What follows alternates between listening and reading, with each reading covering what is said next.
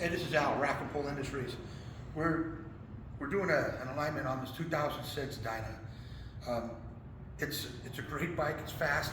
It's got fantastic suspension. It's got OLED suspension front and rear, and it still handles like garbage. You can't ride it over 85 miles an hour because it's hard to hold on to. It wobbles so bad. You know, and I've said this once, and I'm probably going to say it another million times. It doesn't matter what suspension you put on your bike. If it's not properly aligned, you're not going to get the full benefit of that suspension. Now, his horizontal is off. That means his back wheel, his whole drivetrain is off in the rear by 1/4 of an inch. And that's going to make a huge difference. And you can't really see it with the naked eye. However, if you were standing behind the bike, and if you look at how that wheel lines up with the rear fender, you can see that it's not straight up and down. And some people will go, oh shit, your fender's bent, or you have fender stress that are bent. That may be the case, but more than not, it's going to be your drivetrain is out of alignment. And now not only is your drivetrain out of alignment horizontally, but the top of your motor could be leaning to one side or another, like this one. So we're going to go ahead and get that aligned as well. One of the things we're doing on this bike is I want to talk about torque specs besides the alignment. This is his shock bolt. This thing busted, taking it off.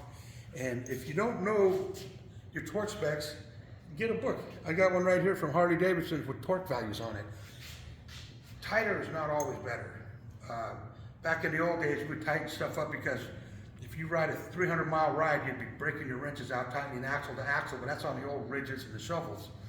These bikes, you don't need to do that. You got to follow your torque specs, that way you're not breaking hardware. The max on this, I think, is 35 foot-pounds. And I don't know what it was, but I had to use a breaker bar to get it off. So we got that all off, and we took off, so we had these lifts on here to make the bike taller, and they flex. Yeah, those right there.